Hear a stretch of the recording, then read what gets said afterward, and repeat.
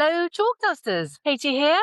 Thank you so much for coming to listen to us, watch us again. And I'm here, of course, with trusty DTM. Hello, everyone. Welcome to Chalk Dust. Very excited to be with you.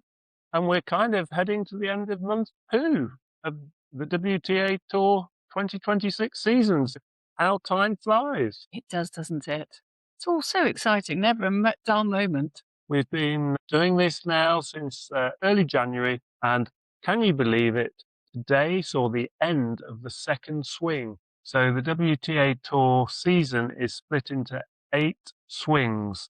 We've had the Australian swing and we've just finished the second Middle East swing. So you've been watching it, Katie? Yes, I have.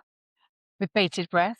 It was exciting. And the Middle East swing finished with quite a lot going on in Dubai, not just the tennis, but the whole event had lots of talking points, which we're going to cover today. So we're going to start with a review of Dubai. Then we're going to go on and talk all things Coco Gauff. Quite fascinating this week. She's shown glimpses of her best, but she's still plagued with some mental demons, disputes with her coaching team, service, forehand issues. And despite all that, she played or was part of the match of the season so far with Aryna Svitolina. So we're going to be talking all things Coco Gauff in the second section of this week's episode. And then we're going to look at an aspect of the schedule that's led to quite a lot of chat and led to one of the top bosses at the WTA making a statement. Yes, she did. She made a statement saying that she full well knew that the schedule was difficult for women, or for anyone.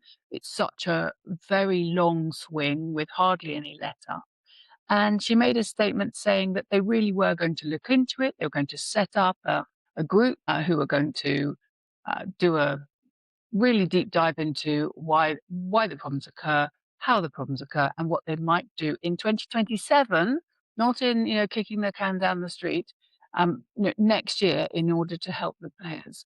Because really, that type of analysis is necessary in order to make the tour sustainable. And Katie's been doing quite a few shorts online, haven't you, about this subject? Yes, I have. I've written a series of 7 blogs. So if you go to our website, www.chalkdustmedia.co.uk, I'm going to be releasing the blogs once a week on a Thursday. The first one went out last Thursday, and they are accompanied by, for some reason, social media wants me to do a listen with mother. So I kind of read it out. So it takes 4 minutes. Read it out, and then they make funny clips of it and they stick it up on Instagram, and I don't know. And one of them even got turned into a cartoon. Quite hilarious, really. Enjoy, or you could just read the blog like normal people. I mean, no, maybe normal people like cartoon me reading them Listen with Mother. I don't know. Maybe. Enjoy. Anyway, comment. Let me know. See which one you prefer. So we're going to be using Dubai this last week as the example of why the schedule and how the players enter a tournament a few weeks before the event starts. We're going to talk about that and look at how the expected list of players for Dubai changed, and by the middle of the tournament and certainly by the end, how different it looked. And the organisers were, 1 or 2 weren't very happy by all accounts. And so they had made a few comments that didn't go down too well, hence the statement from the WTA. So that will be part of our last main section this week. And then we'll finish with some of the usual ranking surges and resets, and then what's happening next week as we go on to the third of the 8 swings this season. Which is in America. The first one being Indian Wells and the second one being Miami. Yes, and they call it the Sunshine Swing. So we'll finish with a bit more sunshine because we're sat here in Spain. So Dubai has finished. We know our champion, Jessica Pegula, a very well-known player to all of us tennis fans. But Jessica was dominant throughout, apart from a set and a half against Anisimova in the semi-final, where she recovered from 6-1, 3-1 down to overhaul Anisimova and retain her kind of hoodoo over Anisimova, as her head-to-head record is now 5-0 Anisimova has only beaten Pegula in an exhibition match. So on the tour, Pegula yet to lose to Anisimova in a repeat of the Australian Open quarterfinal, which Pegula also won. That was the closest she came to losing. And today, in the final, she comfortably accounted for Aryna Svitolina. So the takeaways from Dubai, really, starting with Jessica Pegula, who turns 32 this week in 3 days' time, so an early birthday present. But I think she's really hitting, or has hit, her peak later in her career than the 24 to 28 age range I talked about for most players. She's very much a late developer, always been a very solid professional, top 10 player, but now she's definitely in my top 4, although her ranking will be number 5 after today's win. And just going back to the Anisimova game, that does concur with the blog that you wrote quite a long time ago, didn't you? Maybe we will dig it out and put it back up because it will be evergreen. And did a statistical analysis of if you lose your first set 6-1, how likely you are to win the game. And it was remarkable how likely you really are, very likely to win the game. Yes, I called it the curse of the 6-1 set. So to most of us, we might look at a match, and if we see one player win one of the first 2 sets 6-1, we think they're well on top. They're going to win the match. But it's surprising, actually. A 6-1 set win is not necessarily as dominant as it looks on paper. And yet again, we had a match where the player who won a set 6-1 went on to lose the match. And I did do a blog about 18 months ago on the subject, and the curse is still alive and kicking. I'll pull it out and repost it. So who else? Well, I thought Anisimova was returning to a bit of form. She had a great win over Andreeva in the quarterfinal, and she's definitely picked up again. She had a bit of a sort of checkered start to the season. Then she retired last week. So Dubai was much more herself, and she will be pleased that she pushed Pegula, who's obviously went on to win, to a very close match and could easily have won before Pegula got going.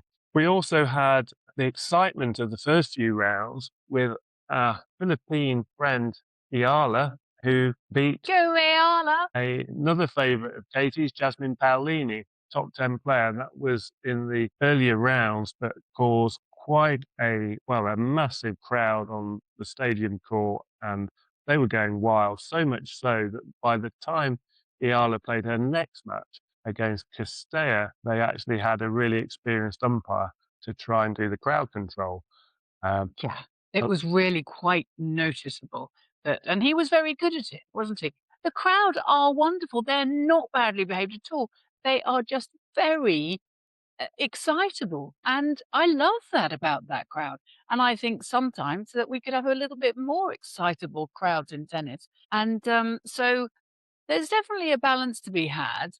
But in a way, it was, I don't know, I suppose Pegula was just, when Paolini played last year in Rome, she had her own home crowd, and the opponent would have felt similarly to how she was feeling this time when she had a little transportable home crowd that go everywhere with her. So it is probably quite off-putting, but Paolini will understand that. And you can't put them down. They're great. I think they're fantastic. And shout out to Ayala and her fans, because I know you're watching. Yes, and I was really pleased because I did a blog before she played Paolini, and I said there are 5 good reasons why Iala is going to beat Paolini on that day. I think it was Tuesday, and she did. It really went to the stats and the different aspects of how their games matched up.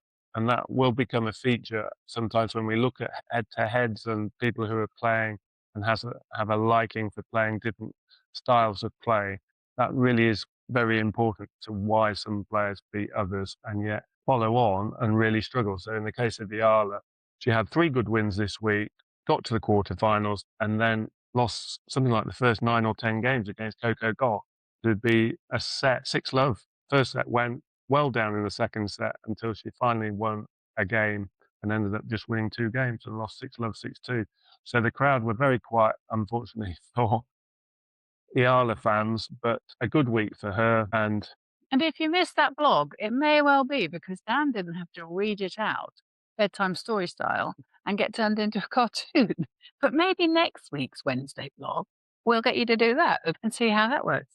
But another great week for the Ukrainian, Aryna Svitolina, who came through the top half. We'll talk a little bit about why Elena Rybakina didn't show her face in the final this week, because she retired in an earlier round, which left the door open for someone in the top half. And that was where Aryna Svitolina got through to the final, but she did overcome Coco Gauff in the semi-final, who we're coming on to, in what has been described as one of, if not the match of the season so far. So she had a marathon semi-final, got through that, and unfortunately today's final was not a great contest, because Pegula was dominant throughout and won in straight sets 6-2, 6-4.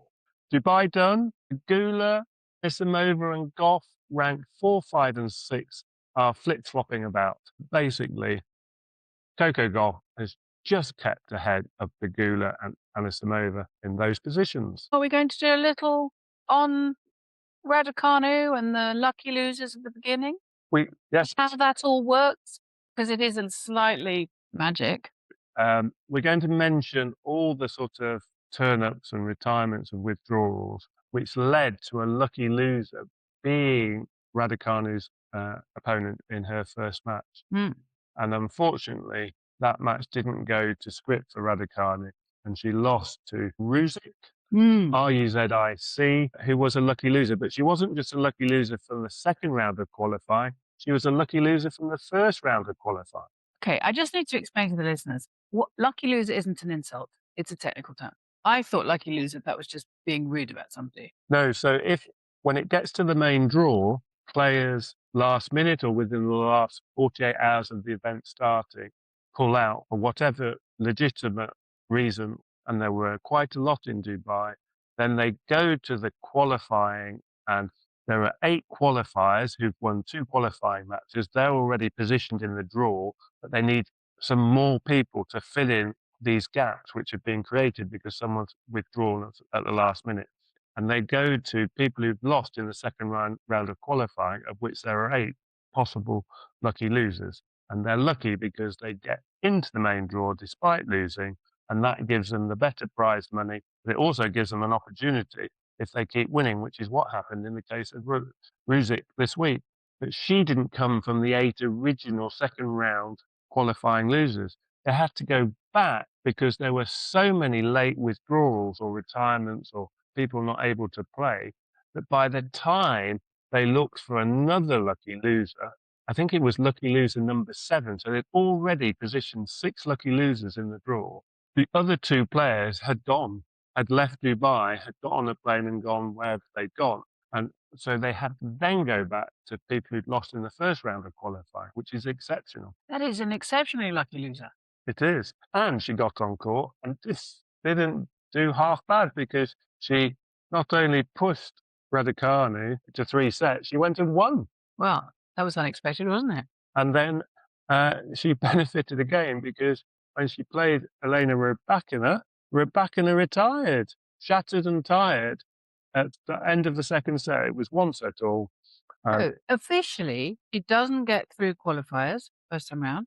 She gets in as a lucky loser, exceptionally lucky loser. Then she beats Raducanu in the first round. Then she gets drawn to play Rybakina, who then... She won another match, then she played Rybakina's. Okay, so by then she's in the third round. Yes. And she gets into the fourth round. That's right. This lucky loser is really this what... Goodness me, this was her lucky week. I hope we hear from her again. Yes, and she's around number 50 in the world on the back of this week, but she eventually came unstuck against Svitolina. But she will have gained some points and some cash. She would, yes. Definition of lucky. So we're going to go on and talk all things Coco Gauff, a player who has quite a CV from a young age, American sort of the tennis hope to take over from the dominance of Venus and Serena Williams. And we'll remember her as a teenager, quite a young teenager, doing well on centre court at Wimbledon. Mm. It seems years ago, but she's only a little bit older than some of the young players we've spoken about. So still at 21, Coco Gauff has gone through quite some challenges in recent months, notably with her serve and her forehand. And less is known about her forehand from outside the game. You will have heard her serve. But this week, she survived 2 matches despite serving 16 and 12 double faults. She recovered from 3 match points down against Elisa Mertens in an earlier round, which was a great win, but she made 63 unforced errors and 16 double faults. So Sounds like the type of game I could play. very, very sort of extremes, really.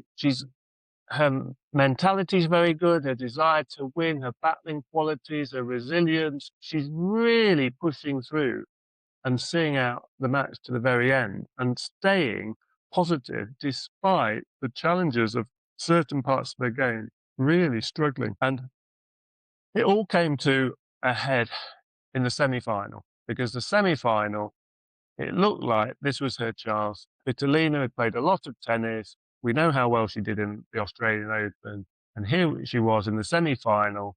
Rybakina's retired. Svitolina's her opponent. It's an opportunity to get to her first big final of the season and to maybe put to the back of her mind or see the back of her challengers. But unfortunately, despite backwards and forwards, to and fro match with Svitolina with great tennis, nip and tuck, all these demons surfaced, so much so that at one point after that, one of her 12 double faults in this match, she turned to her team at the side, which includes this biomechanics, a specialist being brought in who worked with Sabalenka on her serve. He's been working with Gauff for over 6 months, and she turned to him and said, I've been doing everything you've said for the last 6 months, and my serve's just getting worse. And obviously that's been all over social media, but it felt her because she wasn't actually screaming this comment. I've kind of hammed it up there. She was saying it in a sort of exasperated way. Yeah, and then that doesn't help her psychology, does it?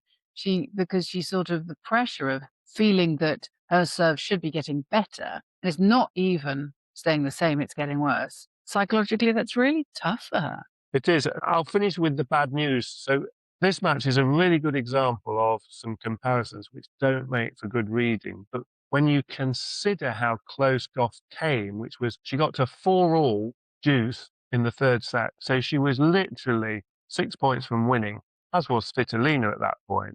But she was carrying all these issues, which contributed to a huge number of errors. And in comparison with the average WTA match, the statistics are alarming. So let's just go through a few. So in this match, there were 246 points played, with Aryna Svitolina coming out on top, 6-4, 6-7, 6-4, and she won 128 points of the 246. But sounds like half, it's slightly more than half. But of the 128 points she won, Coco Gauff contributed 64 unforced errors and 12 additional double faults. So just let that sink in.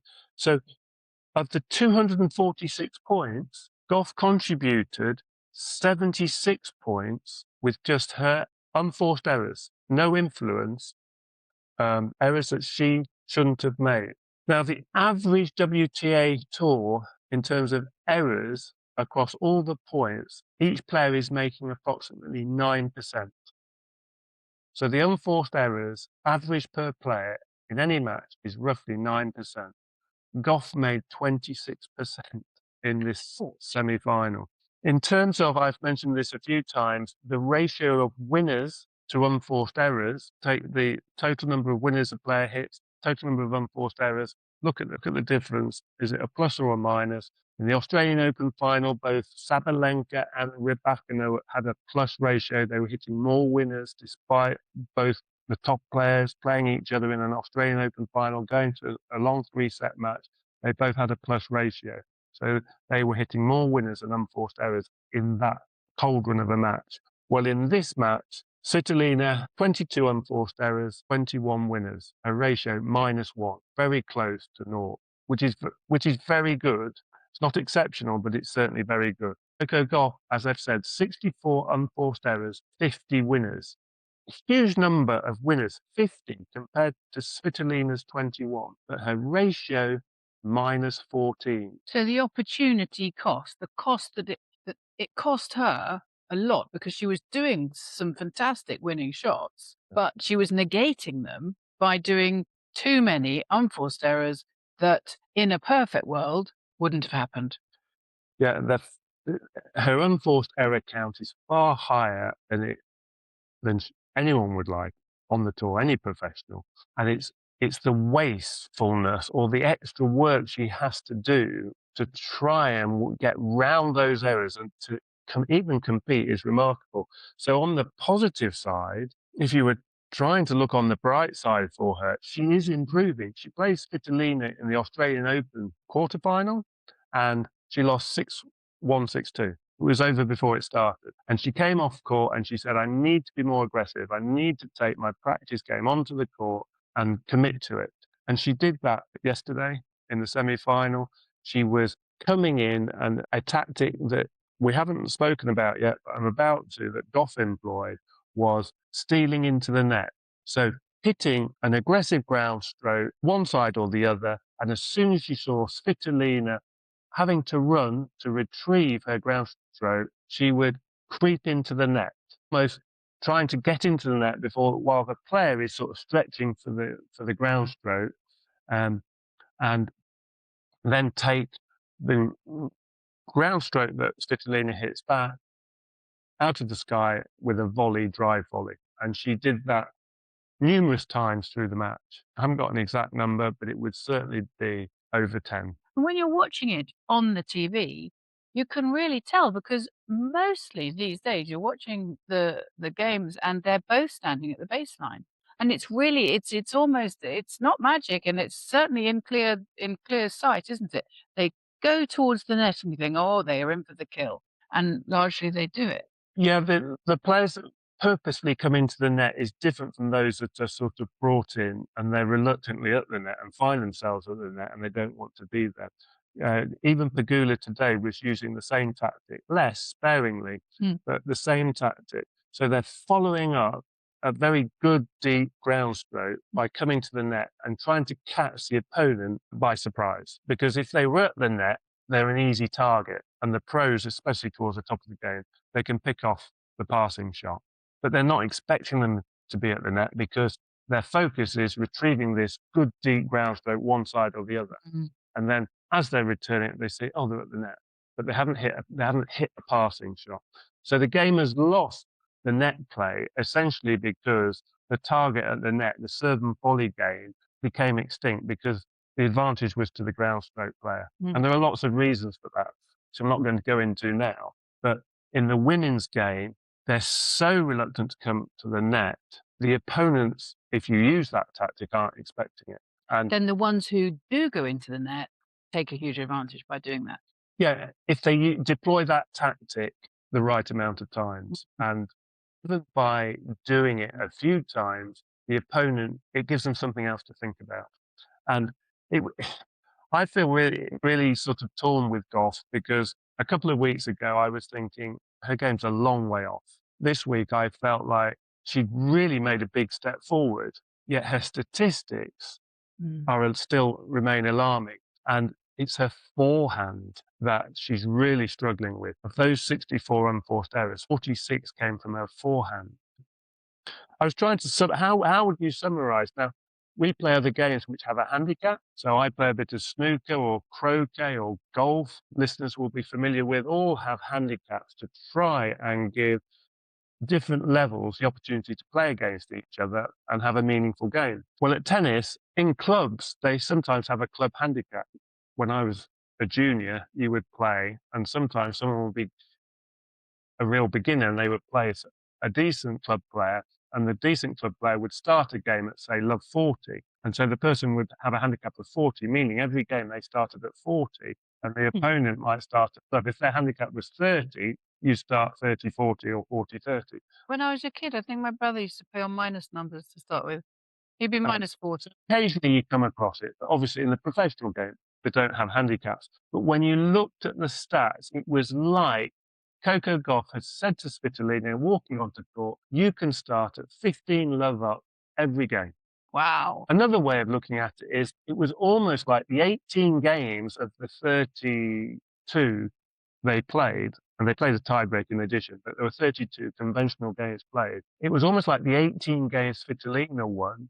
It was almost like Gauff almost gave her a 2-point head start in some of those. I'm simplifying it, but that isn't a perfect fit, but that's the kind of advantage Gauff's wasteful tennis gave her opponent, not just any opponent, a top 10 player who's in good form. You just simply cannot get away with it. But on a positive note about Gauff, she nearly did. And no one else is hitting that number of errors or that number of double faults this week in Dubai. So I really think that come the French Open now, Coco Gauff could be still a serious contender on a slower surface. It's going to be really interesting if she can get those stats down in the next 2 months. But she has made progress. And so if Coco's listening, keep the faith. Well, yes, exactly. And she must know that, because that's what she's saying. She's saying, if I can bring my practice game onto the court, then I could really do something here. And I think that's exactly what you're saying. So go for it, Coco. Okay, so we're going to look at some of the off-court news from this week in Dubai, which you could say sits under schedule. You could say it sits under what goes on behind the scenes before the first ball is hit at an event. Organisers and the tour has to host or position all the tournaments. And as we said at the start of this episode, they named them 8 swings. And the Middle East swing has been squeezed into the calendar, if you like, later than some of the other tournaments that started in the 20th century. So Wimbledon, as we know, has been going on since 18-something, certainly 1880s, 1890s. But clearly, the tennis in Dubai, Qatar, Abu Dhabi these last 3 weeks has only been really going on in the 21st century. The calendar has got busier as the game has sort of increased in popularity as the professional tours. Billie Jean King in the 60s obviously was a massive driver for the women's side of the game. But now we are in 2026 and there's very, very close to parity in terms of equal prize money, number of events, opportunities for the players. So it's busy and it's difficult for each swing and these big tournaments in each part of the 8 sections of the season to attract the players. But of course, they want the best players because that's important for them and why they're paying their money to host the tournament in the first place. So Dubai thought it was going to have Aryna Sabalenka, Iga Swiatek, Victoria Mboko, Carolina Muchova, who won last week in Qatar, Naomi Osaka, who's obviously a massive, highest paying, if not one of the top 3 highest paid female sports stars in the world, Madison Keys, the Chinese number 1 who played last week. She was down Qinwen Zheng. So you've got big names from different parts of the globe. So a big global audience would have been attracted to some of these names. And the list goes on. They did attract Elena Rybakina, and she did turn up, as we said. She retired. Before the tournament actually started, there were 16 withdrawals by players who had direct entry into the event. And that is why we go back to the head of the WTA making a statement, because there's a reason for that. There's a reason that some of them aren't coming. It's strategic. They are independent contractors working, playing tennis for the tour, and they can't day in, day out keep the same standard and their same physical ability for this long at this higher pace. Yeah, in simple terms, the top players now are prioritizing the events they want to win. They're not expecting not to win events they're attending. Aryna Sabalenka is interested in winning an event. She believes she's going to win an event. If she turns up, she's expecting to win. She won't expect to win if she's been playing week after week and her tiredness is kicking in, the fatigue is kicking in, and she's been on too many aeroplanes. So she's done a calculation, or her team have done a calculation, and they've decided that the maximum, the optimum number of games she can play is X. And so she's looked at where she can gather the points, the ranking points that she wants, and she's strategically plucking them from the places she wants to go and how close they are together. I guess there will be other reasons for being in certain places, but she's being strategic in how she gets her ranking points. And they will also make a decision on current form. So if they've got points in the bank, then that will factor into what they do next as well. So there's very much a short-term strategy going on alongside it. So some players are having to play more than they would like because they just aren't getting enough wins. And so they will probably be in a bit of a catch-22 because they know they need to rest, but they're not in a luxury position of being world number one. Aryna Sabalenka is over 3,000 points ahead of number 2 in the world. So she's got a big cushion and she can afford to take far more rest than anyone else if she wants. What's interesting is the tour had rules and they have this mandatory expectation where players are playing 20 events and they have rules and regulations in black and white. But the players now, a bit like any workplace, are ringing in sick. And I think we said this last week. Aryna Sabalenka rang in and said very vaguely, I'm not feeling 100%. Oh, good for her. I completely support her doing that. So you're allowed to withdraw with no questions asked due to illness or injury. Or being number one in the world. And in effect, what's happening is players are entering tournaments as a kind of backup. So if my form's really struggling and I need to play it, I'm entered. And for a lot of events, it's sort of 4 to 6 weeks in advance. So the sort of deadline for entering, if your ranking's high enough, is a month or so in advance. Qualifying and lower ranked players, they can almost have to wait right up to the week itself to find out if they get in. But in terms of those 48 positions in a draw, in a 64 draw, the top 48 ranked players will know they're in. They'll know they're in, but in the real world, some of us are planning a trip to Madrid, Rome, wherever, where the direct entrance, we look at the list and we think, oh, fantastic. And if we're not in if we're not listening to podcasts and remembering every word of Talk Dust, we don't know that the players that are published as they're going to turn up, they might. And so we might spend a lot of our free weekends going to somewhere to watch our favorite superstar tennis player, and they're not going to be there. And they might know they're not going to be there, but we don't. And that's really, I don't blame the tennis players for that. It's down to scheduling and it's down to them being too tight together and too many tournaments, in my humble opinion. Yeah, the tour's a victim of its own success because, as we said right at the start of the season, why we like the women's game is because there are so many different winners. I could rattle off the 4 or 5 winners we've had the last 4 or 5 events, and they're all different. You could say, well, Aryna Sabalenka hasn't always turned up, but she doesn't win, as last year showed. She won 4 out of 16 events. They don't, even when they turn up, it's not the same player winning week in, week out. And that's an attraction, but it's the victim of its own success in the sense that the players now are taking a leap out of some of the men's tried and tested book.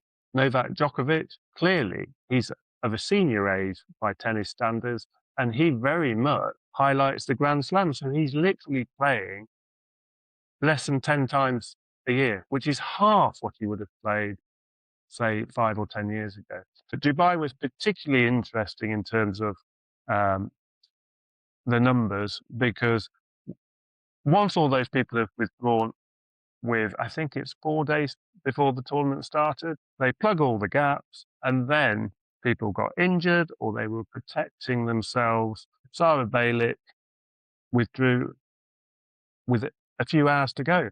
She won in Abu Dhabi.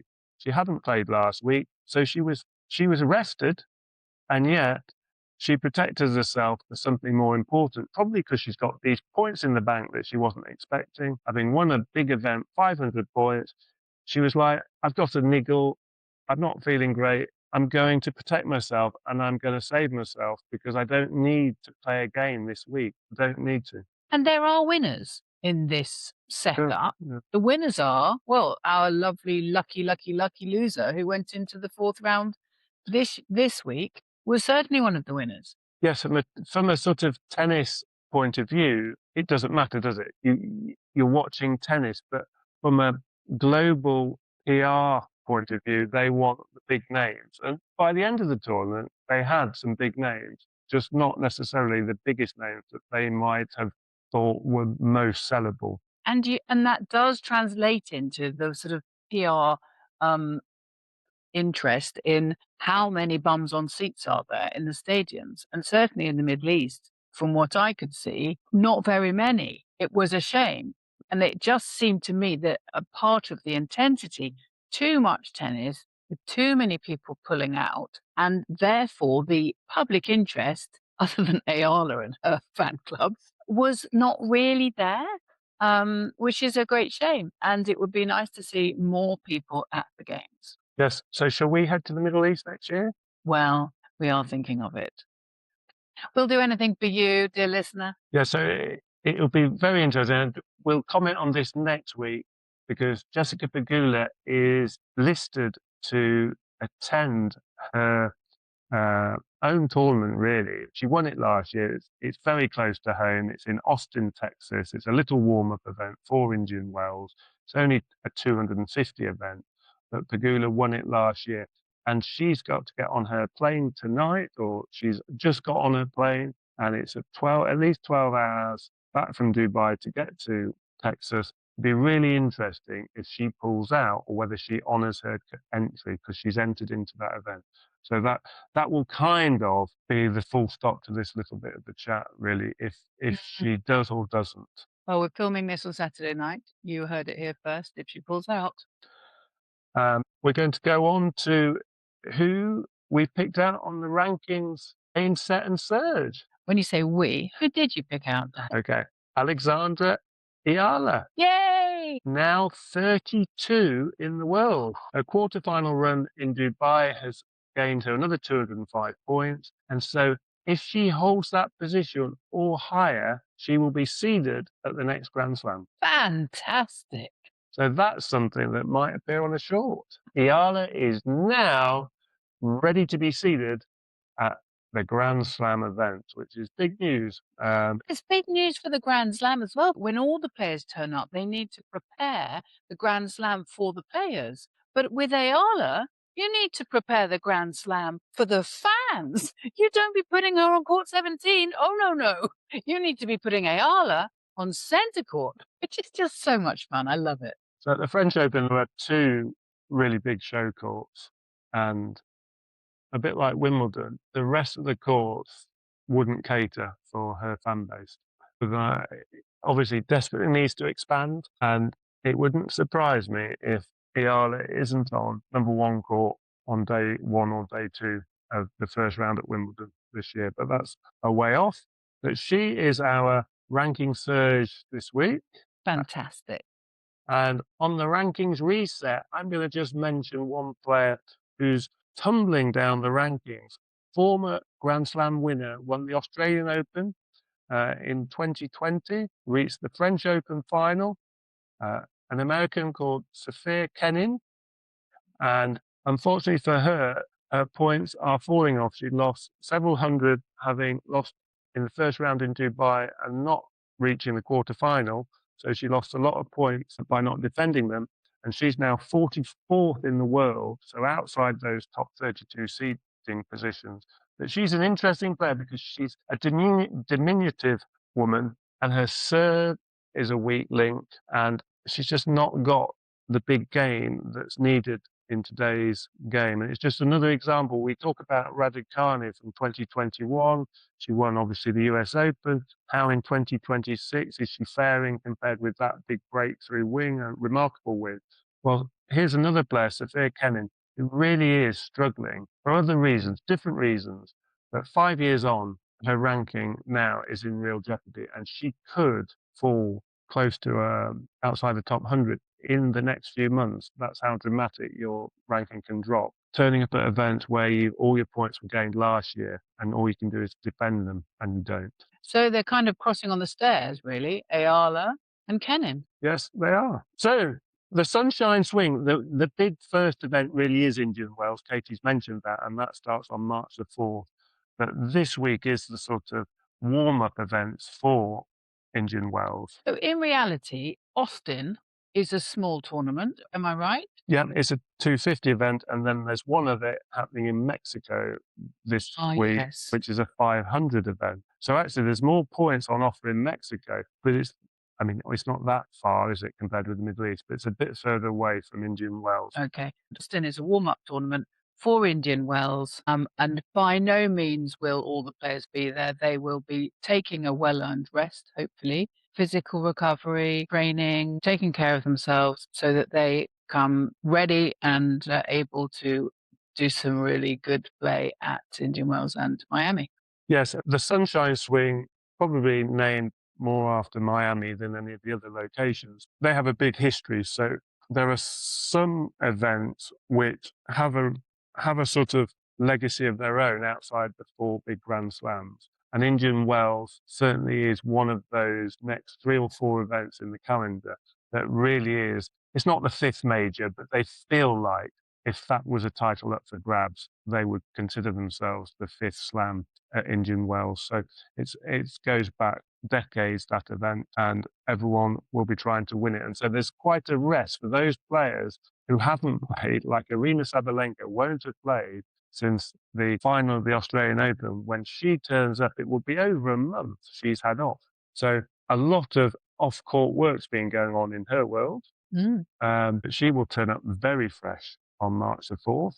Other players this week are playing who probably didn't want to play when they left Australia for the Middle East. But 3-4 weeks down the line, Jasmine Paolini is playing again. She's off to Mexico because she wants some wins. She wants some more match practice. And she's had another early exit this week in Dubai.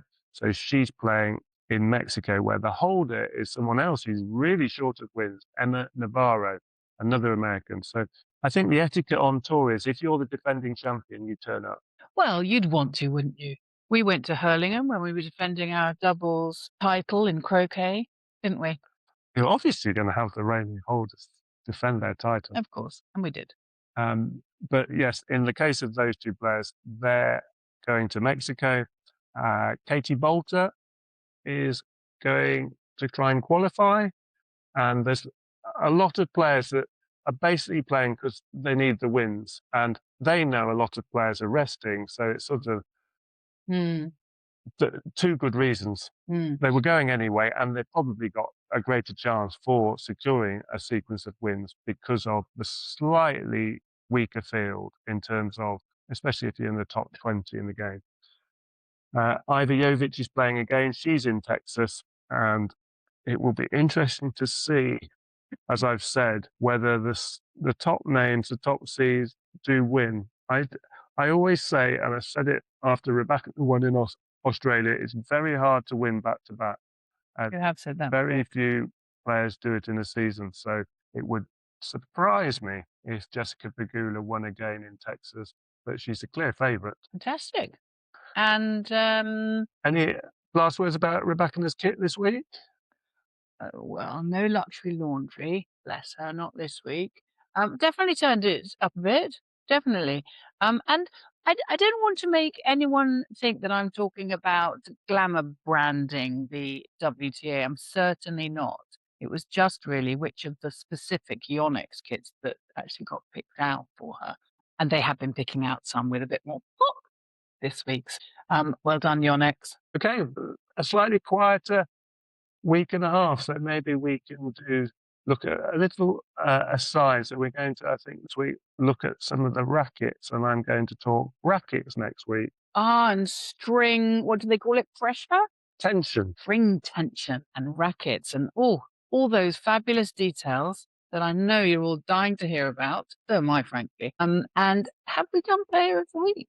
We haven't done Player of the Week, but it really has to be Jessica Pegula this week, a stalwart of the tour, a lady who turns 32. I haven't mentioned the ladies, but I know I shouldn't do. Sometimes they're done into ladies, dear listener. Anyway, she's a woman, just the same as all the others. Yeah, she won't like me saying it, but we'll edit it out. Very much a senior on the tour who's still doing the business on the court. Senior? Can we think of a nicer word than senior? Experienced member of the WTA professional community. Well done, Jess, as she likes to be known. Yeah, well An done, excellent Jess. week for her. Okay, well, that's bye from me. And bye from me. Have a great week. Goodbye. Bye.